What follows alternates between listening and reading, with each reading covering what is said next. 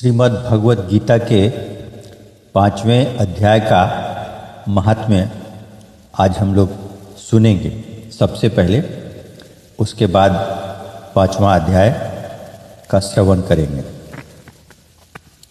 श्री भगवान कहते हैं, देवी अब सब लोगों द्वारा सम्मानित 5वें अध्याय का महात्म्य संक्षेप से बतलाता हूँ, सावधान होकर सुनो।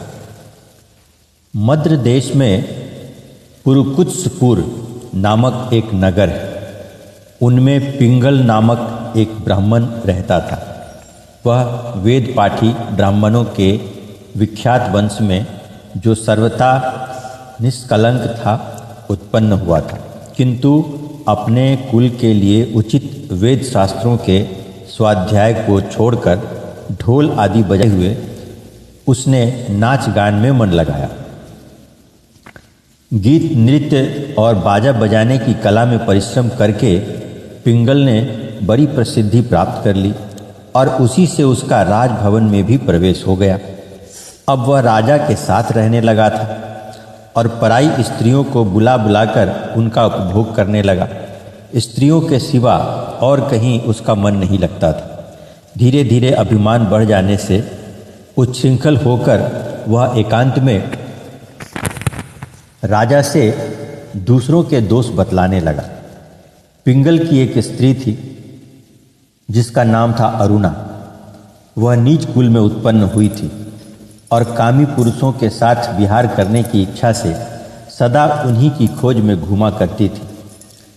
उसने पति को अपने मार्ग का कंटक समझकर एक दिन आधी रात में घर के भीतर ही उसका सिर काटकर मार डाला और उसकी लाश को जमीन में गाड़ दिया।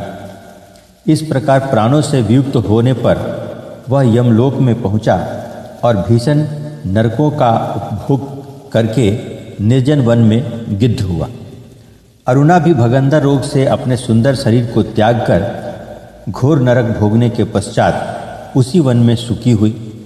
एक दिन वह दाना चुगने की इच्छा से इधर उधर फुदक रही थी। इतने में ही उस गिद्ध ने पूर्व जन्म के वैर का स्मरण करके उसे अपने तीखे नखों से फाड़ डाला। सुकी घायल होकर पानी से भरी हुई मनुष्य की खोपड़ी में गिरी।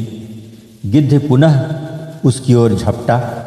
इतने में ही जाल फैलाने वाले बहेलियों ने उसे भी वानों का निशाना बनाया।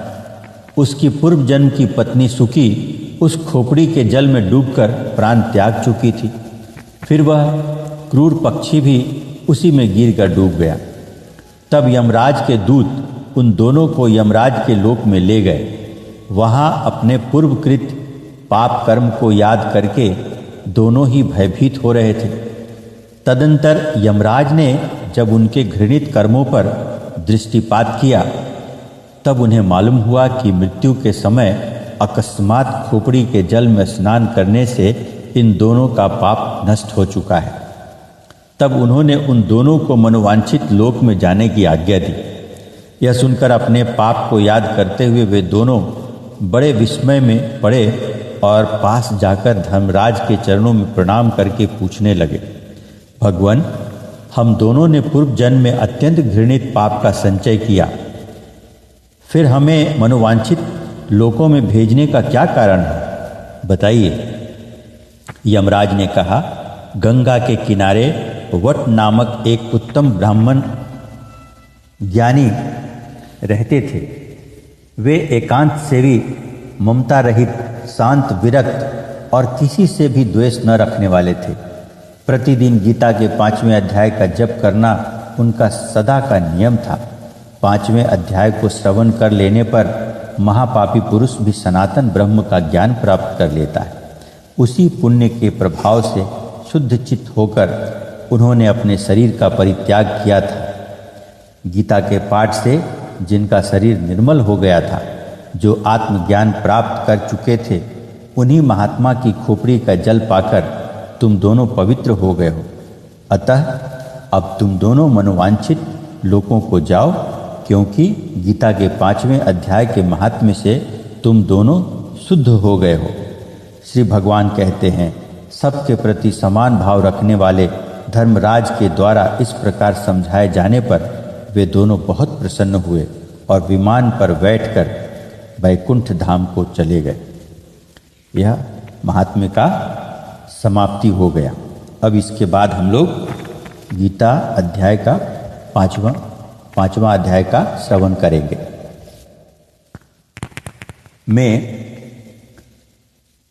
उसके उपरांत अर्जुन ने पूछा, हे कृष्ण, आप कर्मों के संन्यास की और फिर निष्काम कर्मयोग की प्रशंसा करते हैं, इसलिए इन दोनों में एक जो निश्चय किया हुआ कल्याणकारक होवे उसको मेरे लिए कहिए। इस प्रकार अर्जुन के पूछने पर श्री कृष्ण महाराज बोले, हे अर्जुन, कर्मों का संन्यास अर्थात मन, इंद्रियों और शरीर द्वारा होने वाले संपूर्ण कर्मों में कर्तापन का त्याग और निष्काम कर्मयोग अर्थात समत्व बुद्धि से भगवत अर्थ कर्मों का करना, यह दोनों ही परम कल्याण के करने वाले हैं। परंतु उन दोनों में भी कर्मों के संन्यास से निष्काम कर्मयोग साधन में सुगम होने से श्रेष्ठ है। इसलिए हे अर्जुन, जो पुरुष न किसी से द्वेष करता है और न किसी की आकांक्षा करता है, वह निष्काम कर्मयोगी सदा सन्यासी ही समझने योग्य है, क्योंकि राग द्वेष आदि द्वंद्वों से रहित हुआ पुरुष सुखपूर्वक संसार रूप बंधन से मुक्त हो जाता है। हे अर्जुन, ऊपर कहे हुए संन्यास और निष्काम कर्मयोग को मूर्ख लोग अलग अलग फल वाले कहते हैं, न कि पंडित जन, क्योंकि दोनों में से एक में भी अच्छी प्रकार स्थित हुआ पुरुष दोनों के फल रूप परमात्मा को प्राप्त होता है।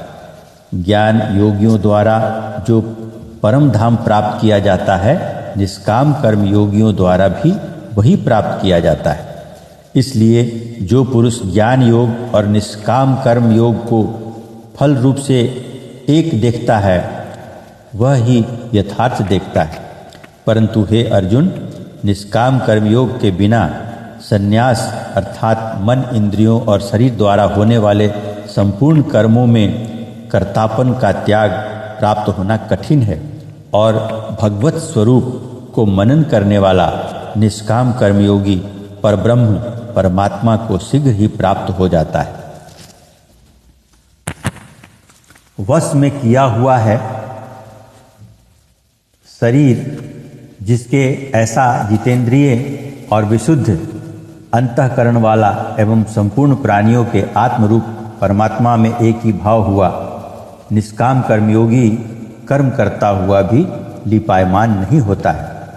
हे अर्जुन, तत्व को जानने वाला सांख्य योगी तो देखता हुआ, सुनता हुआ, स्पर्श करता हुआ, सूंघता हुआ, भोजन करता हुआ, गमन करता हुआ, सोता हुआ, श्वास लेता हुआ, बोलता हुआ, त्यागता हुआ, ग्रहण करता हुआ तथा आँखों को खोलता और मीचता हुआ भी सब इंद्रियां अपने अपने अर्थों में बरत रही हैं।